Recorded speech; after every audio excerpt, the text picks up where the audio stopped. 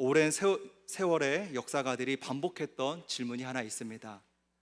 그것은 역사가 사람을 만드는가 아니면 사람이 역사를 만드는가? 여러분은 어떻게 생각하시나요? 우리가 어떻게 생각하든지 우리가 분명하게 믿고 고백하는 것이 하나 있죠. 역사의 주인은 하나님이시다.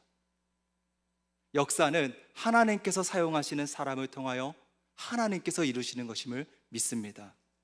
오늘 말씀은 베드로와 예수님의 만남, 그 갈릴리 호수에서의 만남, 예수님께서 베드로를 이제 제자로 부르시는 그 만남이 나오고 있습니다.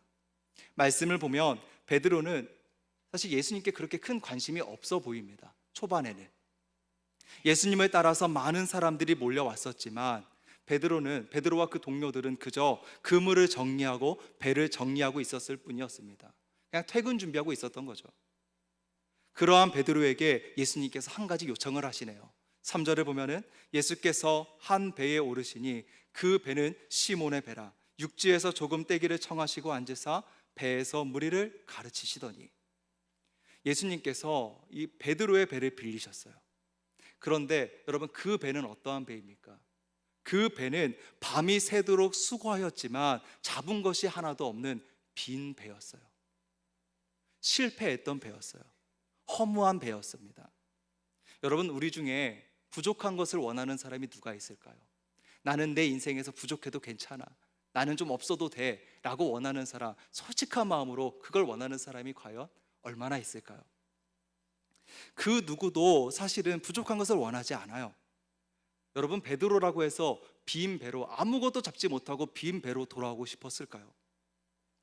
우리 앞길에 매 순간마다 꽃길만 펼쳐지면 너무 좋겠지만 인생이 마냥 그렇지 않다는 것을 너무 잘 압니다. 건강의 문제, 재정의 문제, 그 외에 어떤 다른 문제들, 그러한 문제가 우리 앞을 가로막을 때가 있고요. 실패할 거라고 생각하지 못했던 부분에서 쓰라린 실패를 경험해야 할 때도 있습니다. 여러분, 그런데 베드로가 예수님을 만났을 때가 언제입니까? 베드로가 예수님을 만났을 때, 예수님께서 베드로를 찾아오셨을 때 실패의 때입니다. 내가 열심히 노력했고 내가 해보았지만 되지 않았던 실패의 때입니다. 밤새도록 수고했지만 아무것도 건진 것이 없는 그때에 베드로는 예수님을 만났어요. 그 빈 배로, 아무것도 잡은 것이 없는 그 빈 배로, 열심히 수고했지만 아무것도 잡을 수 없었던 그 베드로에게로 예수님이 먼저 다가오셨네요. 실패, 고난, 문제가 두렵지 않은 사람이 어디 있을까요? 그러나 우리가 바라보는 하나님, 우리가 믿음으로 고백하는 하나님은 그 문제들보다, 그 실패와 그 아픔보다, 그 고난보다 훨씬 크고 위대하심을 믿습니다. 인생의 밤이 찾아올 때가 있습니다. 그러나 우리 인생의 밤은 절망하고 낙심하는 순간이 아니라 나에게 찾아오시는 주님을 만나는 시간, 나에게 말씀하시는 하나님의 음성을 듣는 시간이 되면 좋겠습니다. 그리고 이어서 이제 예수님께서 베드로의 배에 올라서 사람들에게 말씀을 가르치시고, 그리고 난 이후에 이제 그 베드로 한 사람에게 예수님께서 말씀하시죠. 4절을 다시 보면요, 말씀을 마치시고 시몬에게 이르시되 깊은 데로 가서 그물을 내려 고기를 잡으라. 여러분, 우리는 예수님의 말씀이 무엇인지, 베드로에게 무엇을 보게 하고자 하시는지 알아요. 우리는 결론을 알잖아요. 결과를 알잖아요. 그러나 베드로는 모르죠. 지금 이 상황 속에서 베드로는 몰라요. 그래서 그 베드로가 이렇게 말하잖아요. 선생님, 우리들이 밤새도록 수고하였지만 잡은 것이 없습니다. 밤새도록 수고했지만 잡은 것이 없어요. 여러분, 밤이 새도록 수고하면서 이것도 해보고 저것도 해보고 갈릴리 바다에서 잔뼈가 굵은 전문 어부인 이 베드로가 안 해본 것이 있겠어요? 그가 가지고 있었던 경험, 지식, 모든 것을 다 해봤을 거예요. 그럼에도 안 된 거예요. 그래서 베드로의 말은 이런 거죠. 선생님, 다 해봤어요. 이것도 해보고 저렇게도 해보고 제가 가지고 있는 모든 경험과 지식, 저뿐만이 아니라 저와 함께 했던 모든 동료들이 모든 지식과 경험을 다 쏟아부어서 밤이 새도록 수고해 봤어요. 그런데 잡은 게 없어요. 그런데 아무것도 잡은 게 없어요. 이런 말이죠. 그런데 예수님은 지금 베드로에게 실패의 자리로, 아무것도 잡은 것이 없다고 말하는 그 실패의 자리로, 좌절의 자리로 다시 들어가라고 하십니다. 우리는 이 말씀의 내용과 의미와 결과를 알고 있어요. 그래서 베드로가 순종해야 한다는 것을, 예수님의 이 말씀에 순종해야 한다는 것을 당연하게 생각할 수도 있습니다. 그런데 반대로 여러분 삶 속에서 순종이 그렇게 쉽던가요? 순종이 그렇게 쉬우세요? 순종은 결코 쉽지 않아요. 그런데 또 한편으로 이렇게도 생각해 볼 수 있어요. 모든 거 다 알고 있으면, 하나님의 뜻을 다 알고 있으면 조금 더 순종하기 쉽지 않을까? 그러면서 또 한번 저는 저 속으로 다시 한번 질문을 던져봤어요. 다 안다고 해서 진짜 쉬울까? 저 개인적으로는 그건 아닌 것 같아요. 다 안다고 해서 순종이 쉬운 건 아닙니다. 베드로도 예수님의 뜻을 다 알았다면 순종은 어렵겠지만 이 앞에 내가 다 해봤지만 아무것도 잡은 것이 없어요 라는 이 말은 안 했겠죠.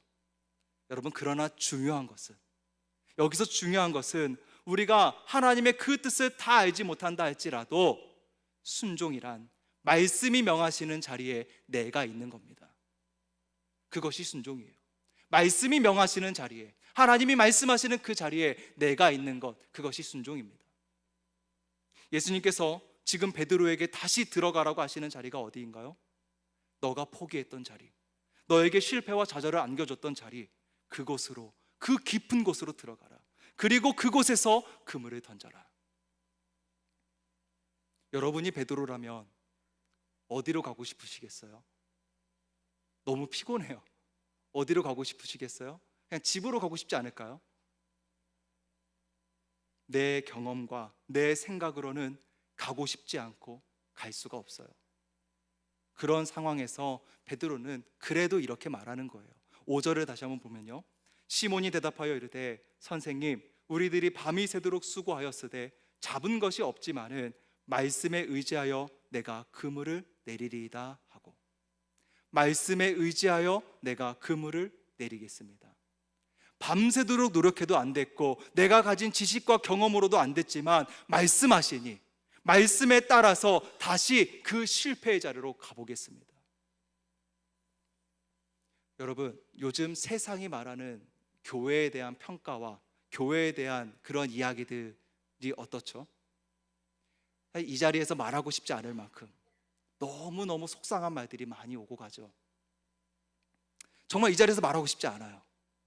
그럴 만큼 너무 뭐라 해야 될까요? 속상한 말들, 너무 마음 아픈 말들이 많이 나오고 있습니다. 억울하죠. 물론 다 잘한 건 아닐 수 있겠지만 잘하려고 노력했어요. 더 사랑해 보려고 노력했어요. 그런데 마치 빈 배와 같이 우리 지금 보여지는 현실은, 지금 나타나는 현실은 마치 빈 배와 같이 아무것도 잡은 것이 없는 것 같네요. 그러면 이제 어떻게 할까요? 그냥 우리끼리 잘 먹고 잘 살면 될까요? 우리끼리 행복하게 살까요? 아니죠. 주님은 다시 그 깊은 곳으로 가라 하십니다. 내 생각과 경험으로는 다시 갈 힘이 없을 수 있어요. 그러나 말씀을 따라 가는 겁니다. 말씀에 의지하여서 말씀을 따라서 다시 배를 몰아 깊은 곳으로, 주님이 가라 하시는 저 깊은 곳으로 들어가는 것이에요. 우리가 전도를 하고 선교를 하는 것은 주님이 가라 하시는 그 깊은 곳으로 가는 겁니다. 그곳에서 다시 그물을 던지는 거예요. 여러분, 그리고 다시 말씀으로 들어와서 이 말씀에 그 깊은 곳으로 가라 했을 때, 이제 베드로가 말씀에 의지하여 그 깊은 곳으로 가서 그물을 던졌을 때 결과가 어떻게 됐어요? 만선이 되었죠. 그물이 찢어지게 잡았어요. 그물이 찢어질 만큼 잡았고 배가 가라앉을 만큼 잡았고, 당사자들이 그 물고기를 잡았던 당사자들이 놀라서 두려워할 만큼 잡았습니다. 행복하겠죠? 너무너무 행복하지 않겠어요? 그런데 그 자리에서, 그냥 행복하고 기뻐하기만 해도 부족한 그 자리에서 베드로는 뭔가 상황에 맞지 않는 이상한 고백을 하고 있어요. 주여, 나를 떠나소서. 나는 죄인이로소이다. 주여, 나를 떠나십시오. 나는 죄인입니다. 만선의 기쁨이 아니라 배에 가득 차게 물고기를 잡았다라는 그 행복과 그 기쁨이 아니라 이러한 능력을 행하시는 예수님이 두려워졌어요. 과연 저분은 어떠한 분이시길래, 과연 저분이 어떠한 분이시길래 그 주님이 두려워졌어요. 그래서 베드로는 예수님께 자신을 떠나라고 하죠. 주님, 나를 떠나세요. 나는 죄인입니다. 나 같은 자는 감히 당신과 함께 할 수 없습니다. 그러나 주님은 그 베드로에게 한 발짝 더 다가가셔서 이렇게 말씀하시네요. 베드로야, 이제 후로는 너가 사람을 취하리라. 즉 이 만선의 배와 같이 너가 사람을 취하는 삶을 내가 살게 할 거야 라는 겁니다. 여러분 잘 보세요. 예수님께서 베드로에게 배를 빌리실 때만 해도 베드로는 예수님께 큰 관심이 없어 보였어요. 많은 사람이 예수님에 따라서 몰려왔고 말씀을 들었지만 그렇게 사람이 북적북적하고 사람이 많음에도 불구하고 베드로와 어부들은 예수님 말씀을 듣는 그 자리에 있던 게 아니라 그냥 자신들이 할 일을 하고 있었을 뿐이었어요. 그런 베드로에게 예수님이 말씀하셨던 거예요. 깊은 곳으로 가서 그물을 던져라. 이러한 배경과 상황에서 본다면 이 베드로가 말씀에 의지하여 라고 말한 이 고백은 어쩌면 대단한 신앙에서 나온 행동, 대단한 신앙에서 나온 고백이라고 보기는 어렵습니다. 그러나 깊은 곳으로 가서 그물을 던지라고 예수님께서 말씀하셨고 이 말씀에 대단한 신앙의 반응이 아니라 할지라도 말씀에 순종했을 때, 그 베드로가 말씀에 순종했을 때 기적을 경험했습니다. 역사를 이루시는 능력을 경험했습니다. 왜요? 깊은 곳으로 가라는 말씀을 예수님께서 하셨기 때문이죠. 예수님께서 하신 말씀, 우리 주께서 하신 말씀을 그 말씀대로 순종했을 때 주께서 그 역사를 이루신 것입니다. 그래서 그는 더욱더 엎드릴 수밖에 없었던 거예요. 주님, 나는 죄인입니다. 두렵습니다. 그러니 나를 떠나세요. 그러나 우리 주님은 그 죄인을 통하여 일하고자 하셨습니다. 여러분, 우리 깊은 곳으로 어떻게 들어갈까요? 깊은 곳으로 어떻게 들어갈까요? 죄인의 모습으로 들어가는 겁니다. 죄인의 모습으로 말씀에 의지하여 들어가는 겁니다. 내 경험, 내 지식, 내 물질이 아니라 말씀에 의지하여 말씀을 따라서 들어가는 겁니다. 내 신앙이 대단해 보이지 않을 수 있어요. 여전히 그리스도인이라고 말하는 것조차 부끄러운 모습일 수 있어요. 그러나 우리에게 명하신 분이, 우리에게 말씀하신 분이 하나님이십니다. 우리를 불러주시고 우리를 깊은 곳으로 보내시는 분이 하나님이십니다. 전도하러, 선교하러 어떻게 갈까요? 나는 죄인이지만 말씀에 의지하여 가는 겁니다. 전도와 선교만 그럴까요? 우리 삶의 모든 영역에서 동일합니다. 내가 실패한 자리일지라도 다시 그 깊은 곳으로 가라 말씀하시는 주님의 말씀에 따라갈 때에 하나님이 일하실 줄 믿습니다. 말씀을 맺겠습니다.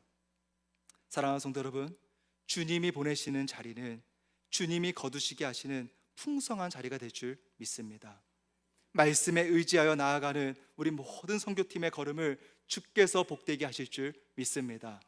또한 모든 삶의 자리에서 끊임없이 말씀에 의지하여 깊은 곳으로 나아가 그물을 던지는 모든 성도님들의 그 걸음과 그 삶 가운데서도 주께서 역사하시고 주의 능력을 보이실 줄 믿습니다.